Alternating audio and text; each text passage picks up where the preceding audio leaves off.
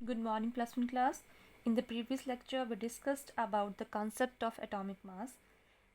Atomic mass can also be called as a relative atomic mass. Why?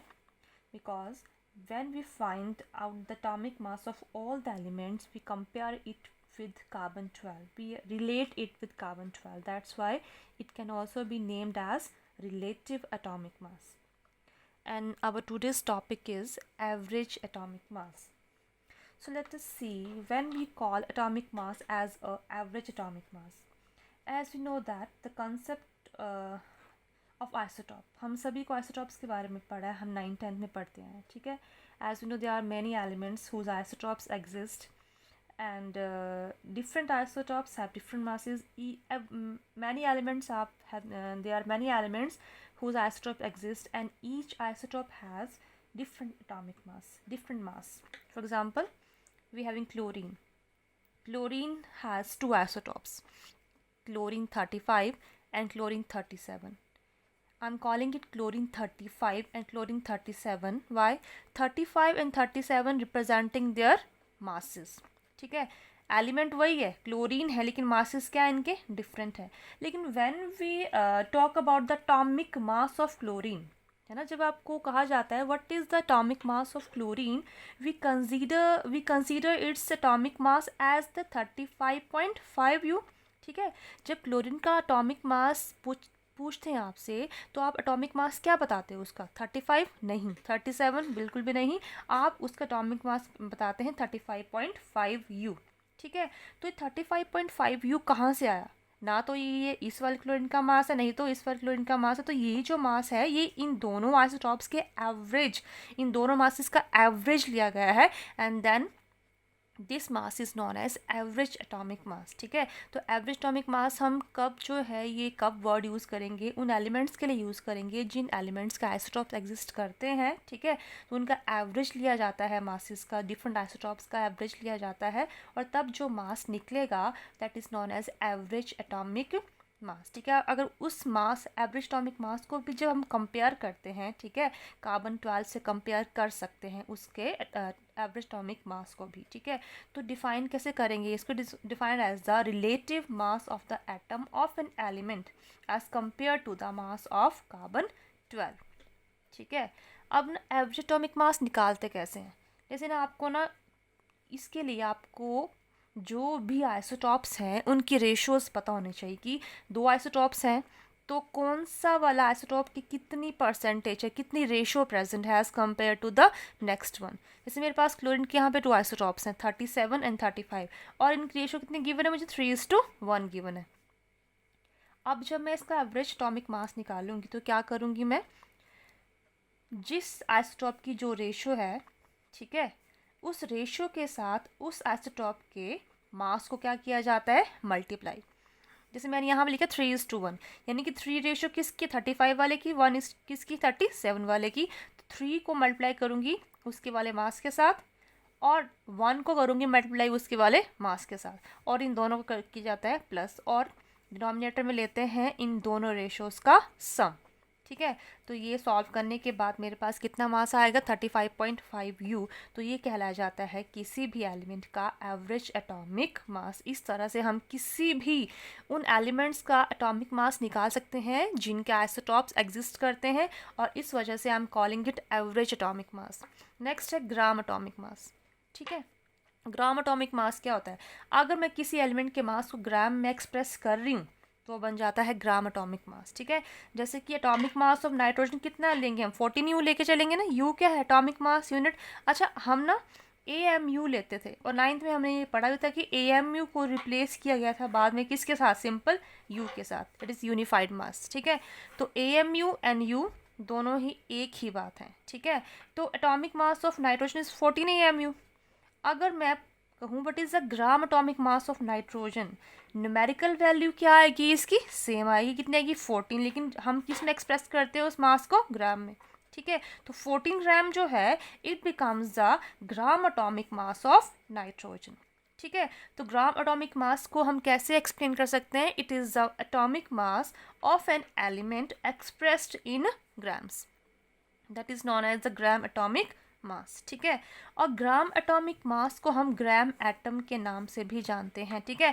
अगर मैं कहूँ what is 1 gram atom of nitrogen, 1 gram atom जो है that is equal to gram atomic mass of that element, ठीक है। तो 1 gram atom of nitrogen is equal to how many grams, 14 gram. 1 gram atom, ठीक है, ध्यान सुनो क्या है, 1 ग्राम एटम जो है इसमें कितने ग्राम्स आएंगे, जितने की किसी ग्राम एटॉमिक मास में किसी एलिमेंट के आते हैं, ठीक है। Similarly what is 1 gram atom of carbon, that is equal to 12 gram. इस तरह से जो उनका अपना एटॉमिक मास है, बस आपने अब यू की जगह क्या एक्सप्रेस करना है, ग्राम्स में क्या करना है, इसको एक्सप्रेस करना है। This is equal to gram atomic mass, और इसको ग्राम एटम की फॉर्म में भी हम कह सकते हैं, ठीक है। नेक्स्ट मेरे पास है मॉलिक्यूलर मास, ठीक है। मॉलिक्यूलर मास हम कैसे निकालते हैं, सभी को निकालने आता है। जैसे कि मेरे पास अगर H2O है, ठीक है, तो इसका मॉलिक्यूलर मास कैसे निकालेंगे, जितने भी यहाँ पे एलिमेंट्स हैं वो उसमें जितने भी एटम्स हैं उनके मास को क्या करेंगे, प्लस करेंगे। H का मास कितना होता है, 1, लेकिन there are 2 atoms present, 2, 1 into 2 करेंगे। H का हमने क्या किया, एटॉमिक मास लिया 1, कितने एटम्स प्रेजेंट है, 2, तो 1 इंटू 2। और नेक्स्ट एलिमेंट कौन है, ऑक्सीजन, कितना होता है इसका एटॉमिक मास, 16, ठीक है। यहाँ पे कितने एटम्स प्रेजेंट है, ओनली 1, तो 16 इंटू 1 करेंगे, सेम आंसर आएगा। तो देखो ये करने पे आपके पास कितना आएगा, 18U, ठीक है। तो ये मेरे पास क्या बन गया, H2O का ये मेरे पास बन गया मॉलिक्यूलर मास। तो मॉलिक्यूलर मास को हम कैसे डिफाइन कर सकते हैं बच्चे, it is a sum of the atomic masses of all the atoms present in a molecule, ठीक है। एक मॉलिक्यूल में जितने भी एटम्स प्रेजेंट हैं उन सभी का एटॉमिक मास को क्या करेंगे, प्लस कर देंगे, that becomes equal to the molecular mass, ठीक है। और मॉलिक्यूलर मास को भी हम किसी मॉलिक्यूलर मास को भी हम जो है एक्चुअली में कैसे निकाल सकते हैं, कंपेयर कार्बन 12 के कंपैरिजन से भी निकाल सकते हैं, ठीक है। जैसे हम बहुत सारे एलिमेंट्स के हमने जो स्टार्टिंग में जो एटॉमिक मासेस निकाले थे वो कार्बन 12 से कंपेयर किए थे। सिमिलरली हम मॉलिक्यूल के मासेस को भी कार्बन 12 के साथ कंपेयर कर सकते हैं, ठीक है। और डिफाइन कैसे कर सकते हैं, it is defined as a relative mass of its molecules as compared to the mass of carbon 12, ठीक है। जो नेक्स्ट है ग्राम मॉलिक्यूलर मास, पीछे किया ग्राम एटॉमिक मास, वैसे ग्राम मॉलिक्यूलर मास अगर मैंने यहाँ पे लिखा 18U, तो ये बन गया मॉलिक्यूलर मास, ठीक है। अगर मैं यहाँ पे लिखूँ ना 18 ग्राम्स, क्या लिखूँ, 18 grams, that becomes equal to gram molecular mass. तो किसी भी मॉलिक्यूल का सब्सटेंस का अगर मैं मॉलिक्यूलर मास किस में एक्सप्रेस कर रही हूँ, ग्राम्स में एक्सप्रेस कर रही हूँ, it becomes to its gram molecular mass. लेकिन एक बात रखनी है आपने हमेशा ध्यान में कि कभी भी जो ग्राम मॉलिक्यूलर मास है और जो सिंपल मॉलिक्यूलर मास है वो कभी भी इक्वल नहीं होंगे। सिर्फ उनकी कौन सी वैल्यू इक्वल होती है, न्यूमेरिकल वैल्यू इक्वल होती है। यू और जी में डिफरेंस क्या है आप लोगों को पता है, ठीक है। It is a mass of, अगर मैं लिखा ना 18U, it is a mass of only 1 molecule, ठीक है। लेकिन 18 ग्राम जो आ गया इसमें it is a mass of not 1 molecule, it is a mass of 1 mole, और we can say that it is a mass of how many molecules, equal to Avogadro's number, ठीक है। वैसे हम मोल कंसेप्ट आगे further detail से पढ़ेंगे तो आपको और क्लियर हो जाएगा। अभी सिंपल देखते हैं ग्राम मॉलिक्यूलर मास क्या होता है। मास को जब हम किसी मॉलिक्यूलर मास को जब ग्राम्स में लिखते हैं that becomes it gram molecular mass, ठीक है।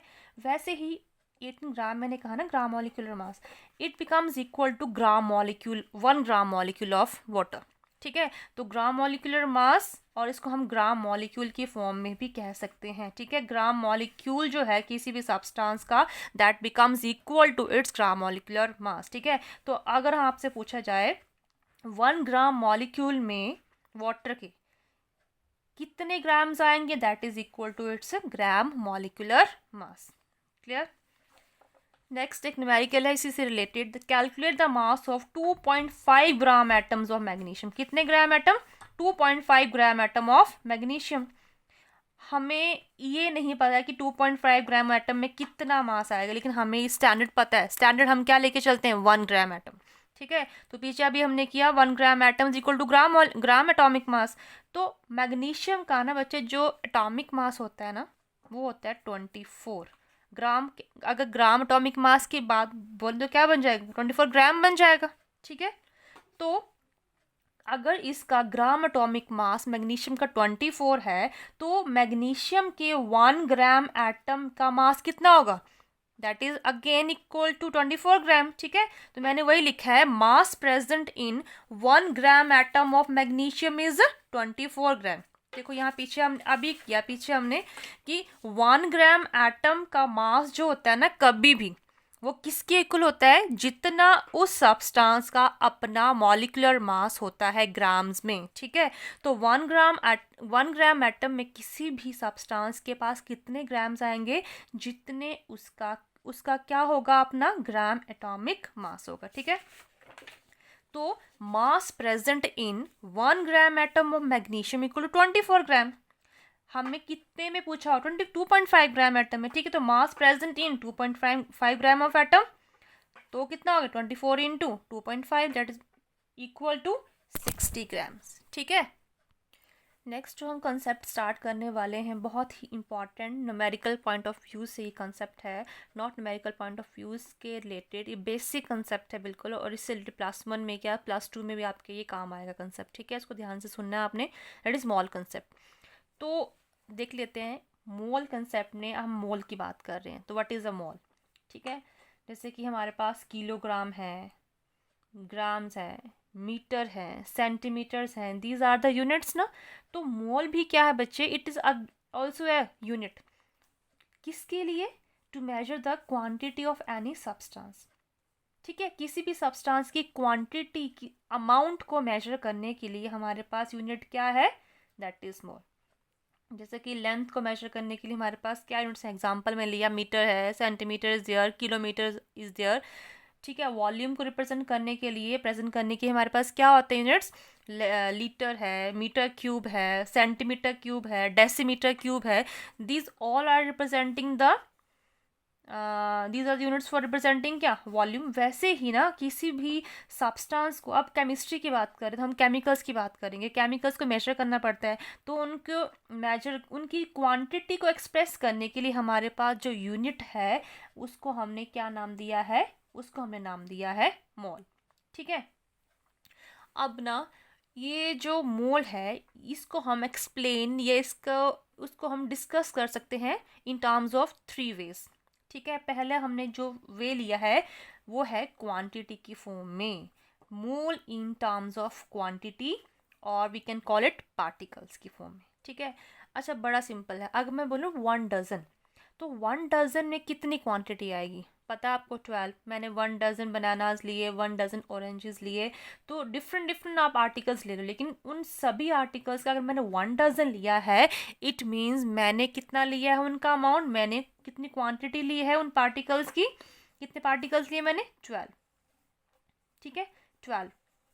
उसी तरह से अगर जब मैं 1 मोल बोलूँगी, क्या बोलूँगी, जब मैं 1 मोल बोलूँगी तो उसमें कितनी क्वांटिटी आएगी, कितने नंबर्स आएंगे, उसमें इतने नंबर्स आते हैं, 6.022 इंटू 10⁻23। ठीक है, 1 डजन ऑलवेज कैरी 12 क्वांटिटीज। ठीक है, वैसे ही 1 मोल में कितनी क्वांटिटीज आएंगी, हमेशा इतनी। और ये जो नंबर था, this number was suggested by, given by the scientist Avogadro, Amedeo Avogadro. That's why this number is named as Avogadro's number, represented by the symbol capital N and small a. ठीक है, अब जब भी आपके पास ना 1 मोल, जैसे 1 मोल आपके दिमाग में आएगा ना, जब भी 1 मोल आएगा तो 1 मोल में हमेशा कितने पार्टिकल्स आएंगे, कितनी क्वांटिटीज आएंगी, इक्वल टू दिस। ठीक है, जैसे ना 1 मोल ऑफ कार्बन एटम्स, अगर मेरे पास कार्बन एटम के 1 मोल है, यानी कि मेरे पास कितने कार्बन एटम्स हैं, यानी कि मेरे पास इतने कार्बन एटम्स हैं, इक्वल टू एवोगैड्रोस नंबर, जितने क्या मेरे पास है, कार्बन एटम्स हैं। अगर मेरे पास इलेक्ट्रॉन्स का 1 मोल है, अब किसकी बात कर रही हूँ मैं, इलेक्ट्रॉन्स की। ठीक है, अगर मेरे पास इलेक्ट्रॉन्स का 1 मोल है तो मेरे पास कितने इलेक्ट्रॉन्स हुए, मतलब कि इतने सारे इलेक्ट्रॉन्स हुए।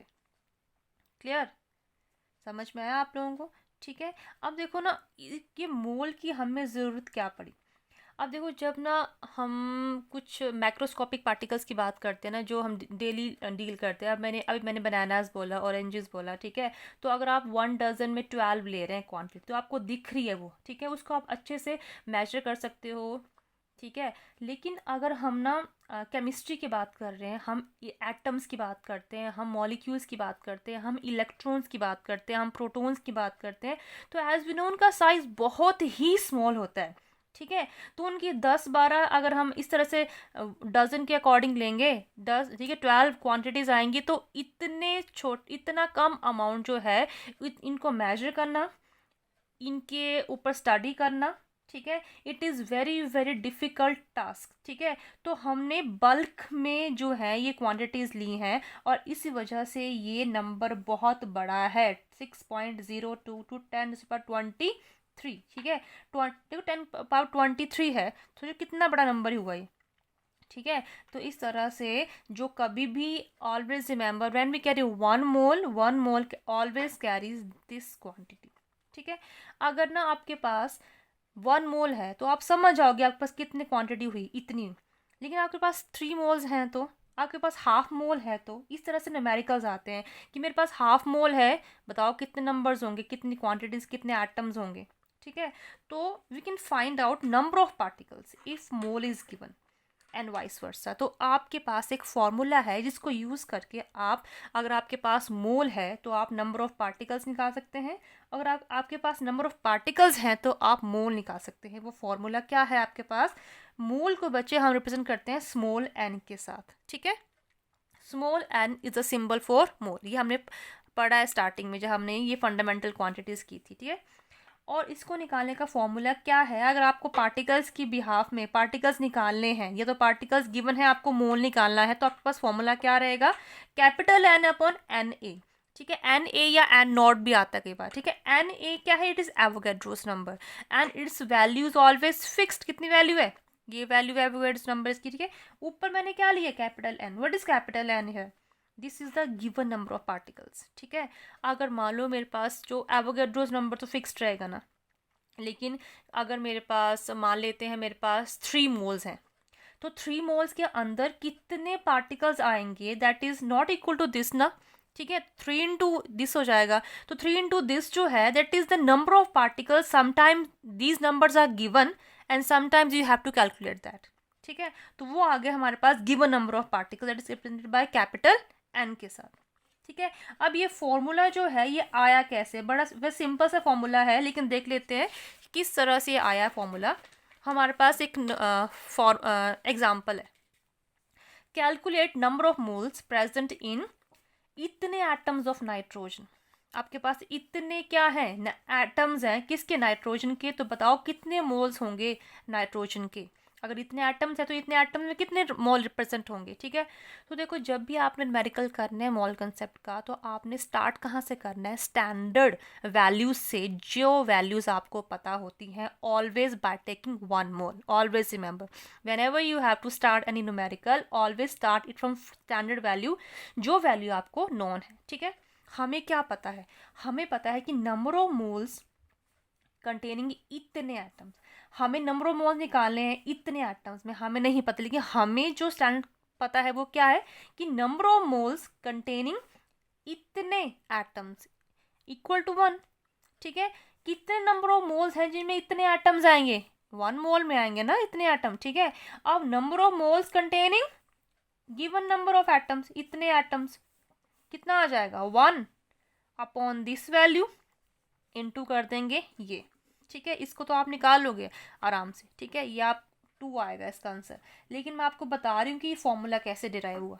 देखो कैसे, number of moles containing the atom, यानी कि यहाँ पे लेफ्ट हैंड में साइड में क्या आएगा? नंबर ऑफ मोल्स निकाल रहे हो आप, cap small N equal to, denominator में क्या है मेरे पास? एवोगैड्रोस नंबर है, तो क्या लिखा मैंने? एन ए लिखा है। और न्यूमिनेटर में क्या है? It is also any number, particles हैं इतने, जो कि इस बार आपको गिवन है। These are given number of particles. तो रिप्रेजेंट कैसे करेंगे? कैपिटल एन के साथ। तो इस तरह से आपका ये फॉर्मूला रहेगा हमेशा, ठीक है। तो इस फॉर्मूले से you can find out the number of moles और you can find out the number of particles. इनमें ये तो गिवन होगा आपको ना, ये गिवन नहीं होगा, ये आपको पता होना चाहिए। तो इन दोनों में से या तो ये निकालना होगा या तो ये निकालना होगा, ठीक है। अच्छा, जब भी आप ना मोल कंसेप्ट करोगे तो मैंने कहा कि मोल को आप रिप्रेजेंट कर सकते हो 3 वेज में। अभी हमने डिस्कस किया first way in terms of the quantity and, और यहाँ पे हमने क्या ऑब्जर्व किया, always 1 mole carry how much quantity, how many particles. देखो अब मैंने पार्टिकल्स का नाम लिया, these particles may be atoms, these particles may be ions, may be molecules, ठीक है, may be electrons, may be protons, ठीक है। तो पार्टिकल्स ये कुछ भी हो सकते हैं। अगर मेरे पास ना सोडियम का 1 मोल है, if I am having 1 mole of sodium, तो मेरे पास 1 मोल में सोडियम के इतने क्या होंगे बच्चे प्रेजेंट, एटम्स। क्या होंगे, मैंने क्या वर्ड यूज़ किया, एटम। अगर आपसे कहा जाए आपके पास 1 मोल ऑफ सोडियम आयन है, sodium ion means Na positive, इस बार मैंने क्या बोला, you having 1 mole of sodium ion. तो 1 मोल ऑफ सोडियम आयन में आपके पास एवोगैड्रोज नंबर जितने ही एटम्स नहीं होंगे इस बार, उतने क्या प्रेजेंट होंगे, आयन्स, डिपेंडिंग अपॉन आप किसका मोल लेके चल रहे हैं। अगर मेरे पास वाटर है, वाटर का मेरे पास अगर 1 मोल है, तो वाटर के 1 मोल में उतने ही जितने कि इनमें लेके चल रही, एवोगैड्रोज नंबर के इक्वल ही क्या होंगे प्रेजेंट। लेकिन ये मॉलिक्यूल है ना, तो इसमें इतने ही क्या होंगे प्रेजेंट, इन वाटर के क्या प्रेजेंट होंगे, मॉलिक्यूल्स। क्लियर हो रहा है, ठीक है। तो इस तरह से डिपेंडिंग अपॉन आप किसका मोल लेके चल रहे हैं, एटम का, आयन का, मॉलिक्यूल का, उसके अकॉर्डिंग हमें देखना पड़ता है कि उतने एटम्स प्रेजेंट होंगे, उतने मॉलिक्यूल्स प्रेजेंट होंगे, या उतने आयंस प्रेजेंट होंगे। क्लियर। अब जो सेकंड वे में मैं एक्सप्रेस करने जा रही हूँ मोल को, वो है मास की फॉर्म में, mole in terms of mass, ठीक है। जैसे अभी पीछे हमने कहा कि 1 मोल, ठीक है, 1 mole equal to this quantity और दिस पार्ट, इतने number of particles are there always. तो अगर मैं 1 मोल को मास के साथ रिलेट करूं तो 1 मोल में कितना मास आएगा, ठीक है, वो फिक्स्ड नहीं होगा। लेकिन एक बात फिक्स्ड रहेगी कि किसी भी सब्सटेंस के 1 मोल में the mass present is always equal to its molar mass, ठीक है।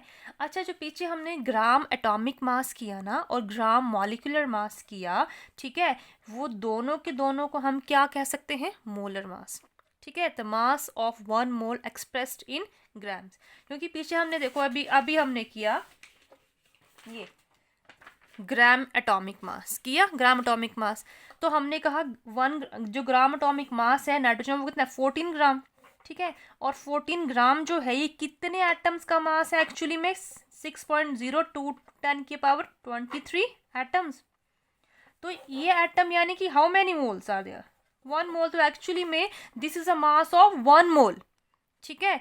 तो ये एटॉमिक मास, ग्राम एटॉमिक मास जो है, इसको हम ग्राम एटॉमिक मास को हम क्या कह सकते हैं एक्चुअली में, मोलर मास भी कह सकते हैं, ठीक है। सेम वे में ग्राम मॉलिक्यूलर मास किया हमने, वाटर का निकाला पीछे ना, तो ग्राम मॉलिक्यूलर मास कितना निकाला वाटर का, 18 ग्राम निकाला, ठीक है। और मैंने बताया कि 18 ग्राम में जो वाटर हो गए उसके कितने मॉलिक्यूल्स आएंगे, इतने। तो इतने मॉलिक्यूल यानी कि कितने मोल्स आ गए, 1 मोल, ठीक है। तो ये जो है वाटर का जो ग्राम मॉलिक्यूलर मास है, इसको भी हम क्या कह सकते हैं एक्चुअली में, मोलर मास, ठीक है। तो मोलर मास क्या है, it is a mass of 1 mole. और ये हमेशा किस में एक्सप्रेस करेंगे हम, हमेशा ऑलवेज इन ग्राम। आप जब भी मोलर मास एक्सप्रेस करोगे, you always express the molar mass in grams, ठीक है। अब अभी हम डिस्कस कर रहे हैं कि 1 मोल में कितना मोलर मास आएगा, always equal to its 1 mole में कितना मास आएगा equal to its molar mass, ठीक है। अगर मेरे पास कार्बन है, मेरे पास क्या है, अगर कार्बन है और मेरे पास कार्बन का 1 मोल है, तो 1 mole of carbon will contain how much mass, 12 gram, because 12 gram is carbon का क्या है, ये कार्बन का बताओ रिलेटिव एटॉमिक मास है, नहीं, ये कार्बन का ग्राम एटॉमिक मास है। और ग्राम एटॉमिक मास हमने कहा that is also equal to molar mass. तो ये हम वी कैन से ये कार्बन का मोलर मास है, ठीक है। वैसे नाइट्रोजन का मोलर मास कितना है 14 ग्राम, तो यानी कि 1 mole of nitrogen carry how many grams equal to 14 grams, ठीक है। पीछे हमने किया कि 1 मोल में quantity is always fixed, that is 6.02 to 10⁻23, but 1 mole में मास इज नेवर फिक्स्ड, ठीक है। वो डिपेंड करता है कि आप किस एटम का मोल लेके चल रहे हैं, उसके अकॉर्डिंग उसका मास भी डिफरेंट आएगा। क्यों डिफरेंट आएगा? क्योंकि कार्बन के एटम का साइज अलग होगा, ठीक है। अगर मेरे पास हाइड्रोजन के एटम, उसका साइज अलग होगा। अगर साइज अलग होगा तो डेफिनेटली उनका मास भी क्या होगा, डिफरेंट होगा, ठीक है। अब सिंपल एग्जांपल लेते हैं। मान लेते हैं मेरे पास 1 डजन ऑरेंजेस है, 1 डजन आपने मार्केट से लिए और आपने 1 डजन ही पोमेग्रेनेट लिए। दोनों का कितना कितना लिया, 1 डजन। तो 1 डजन लिया तो दोनों कितनी क्वांटिटी आएगी, 12 क्वांटिटी आएगी। क्लियर है ना?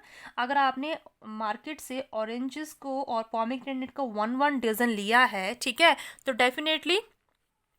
डेफिनेटली क्या होगा, कितना कितने 1 डजन में कितने ऑरेंज आएंगे आपके पास, 12 आएंगे। और कितने आएंगे पोमेग्रेनेट, वो भी कितने आएंगे, 12 आएंगे। तो इसको रिलेट करो मोल के साथ कि 1 मोल में कितनी क्वांटिटीज आएंगी, equal to 6 point Avogadro's number के इक्वल, ठीक है। वैसे ही अगर मैं इन 1 डजन ऑरेंजेस का और 1 डजन पोमेग्रेनेट का अगर मैं वेट लूँ, तो क्या इन दोनों का वेट अलग सेम आएगा? नहीं, मास क्या आएगा इनका, डिफरेंट आएगा ना, क्योंकि ऑरेंज का साइज अलग है, पोमेग्रेनेट का साइज जो है डिफरेंट है, तो साइज के अकॉर्डिंग मासेस भी कैसे आएंगे इनके, डिफरेंट आएंगे, ठीक है। तो ऑलवेज रिमेंबर वन थिंग कि मोल जो है इन टर्म्स ऑफ मास जो हम डिस्कस करते हैं कि 1 मोल में हमेशा किसी भी सब्सटेंस का जो मास आता है, ठीक है, डिपेंड करता है हम किस मॉलिक्यूल का, किस सब्सटेंस का मास निकालने जा रहे हैं। और 1 mole always carry mass equal to the molar mass of any substance. अब देखो ना, अगर आपके पास ना मैं बोलूँ कि मेरे पास कार्बन के 2 मोल्स हैं, है ना, मेरे पास कार्बन के 2 मोल्स हैं, तो बताओ उस मेरे पास कार्बन का कितना मास प्रेजेंट हुआ, ठीक है। तो आप सिंपल कर लोगे। अगर मैं बोलूँगी आप मेरे पास कार्बन के 10.5 मोल्स हैं, ठीक है, और बताओ उसमें आप किस तरह से उसका मास पता कर सकते हो, तो हमारे पास बहुत ही सिंपल फॉर्मूला है, ठीक है। अगर आपके पास कोई भी सब्सटेंस का आपको मोल्स गिवन है और आपसे कहा गया कि आप उसका मास निकालो, या तो आपको मास गिवन है और क्या निकालने को कहा गया आपसे, मोल। तो मैंने लिखा है ना, we can find out mass of any substance if mole is given and vice versa, ठीक है। अगर मोल गिवन नहीं है, क्या गिवन है, मास, तब भी आप इनको किसी एक पैरामीटर को निकाल सकते हैं। हमारे पास फॉर्मूला क्या रहेगा इस बार इन टर्म्स ऑफ मास, क्या फॉर्मूला रहेगा, फिर से नंबर ऑफ मोल्स की बात करें, small N equal to small M upon capital M, ठीक है। जिसमें ये जो है ना small M, this is a given mass. जैसे मैं बोलूँ मेरे पास 10 ग्राम कार्बन है, मेरे पास 20 ग्राम कार्बन है, ठीक है, तो एक गिवन मास हो गया। और कैपिटल एम क्या आ जाएगा, मोलर मास, ठीक है। ऐसे कार्बन का मोलर मास क्या रहेगा, 12 ग्राम, नाइट्रोजन का 14 ग्राम, ठीक है, सोडियम का होता है 23 ग्राम। दीज आर मोलर मासेस, ठीक है। तो आप इन तीनों पैरामीटर्स में से एक आपको फिक्स्ड रहेगा, जो आपको पता होना चाहिए, ठीक है। आप +1 स्टैंडर्ड में आपको मोलर मासेस जो हैं वो गिवन नहीं होंगे, आपको जो है वो लर्न होने चाहिए मोलर मासेस। जो हमारे पास कुछ जो है पर्टिकुलर एलिमेंट्स हैं जिनके आपको पता है कि उनके आने ही आने, ठीक है, उनका मोलर मासेस आपको लर्न होने चाहिए।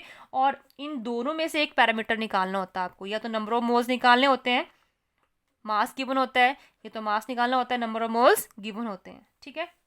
एग्जाम्पल लेके चलते हैं, यहाँ से क्लियर होगा आपको। How many moles are present in 12 gram of carbon, ठीक है।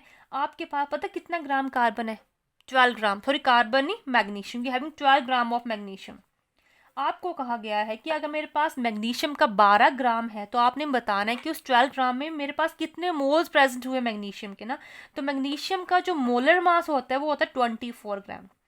देखो मोलर मास कितना है, 24 ग्राम। और मैंने कहा है कि जब भी न्यूमेरिकल स्टार्ट करना है आपने इन मोल कंसेप्ट का, आपने हमेशा कहाँ से चलना है, स्टैंडर्ड से चलना है, जो आपको चीज़ पता है उसको लेके चलना है। अब आपको निकालने हैं मोल्स इन 12 ग्राम। हमें स्टैंडर्ड क्या पता है कि moles present in 24 gram of magnesium equal to 1।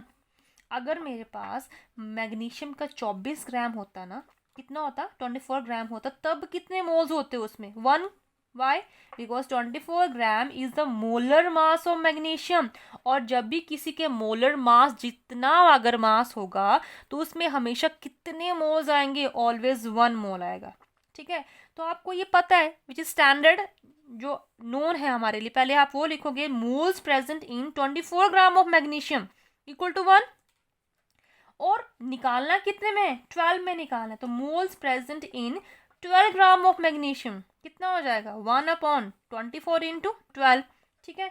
ऐसे करते हैं ना। अब मैंने आपको जो ये बताया ना मेथड, देखो यहीं से हमने ये फॉर्मूला डिराइव किया है, बड़ा सिंपल है। लेफ्ट हैंड साइड में आप क्या निकाल रहे हो? Moles present in this, mole present in this, तो आप लेफ्ट हैंड में क्या आ गया? Capital small N, number of moles निकालने जा रहे हो, इक्वल टू यहाँ पे क्या क्या चीजें हैं? नीचे क्या है? 24 क्या बताया मैंने आपको? Molar mass of magnesium. तो नीचे क्या आ गया? Capital M, that is molar mass. Numerator में क्या है आपके पास? 12 है, that is a given mass, है ना। 12 ग्राम ऑफ मैग्नीशियम में गिवन मास हुआ ना आपके पास, तो गिवन मास को कैसे रिप्रेजेंट करते हैं हम? स्मॉल एम के साथ। तो हुआ ना डिराइव, फॉर्मूला वहीं पहुंच गया आपका, ठीक है। तो चाहे ऐसे कर रहे हो या फटाफट से ये फॉर्मूला लगाओगे तब भी आपका न्यूमेरिकल क्या हो जाएगा? इससे सॉल्व हो जाएगा। क्लियर? तो अभी हमने जो है मोल कंसेप्ट को रिलेट किया है दो कंसेप्ट के साथ, इन टर्म्स ऑफ पार्टिकल्स या बोलेंगे quantities, and in terms of masses.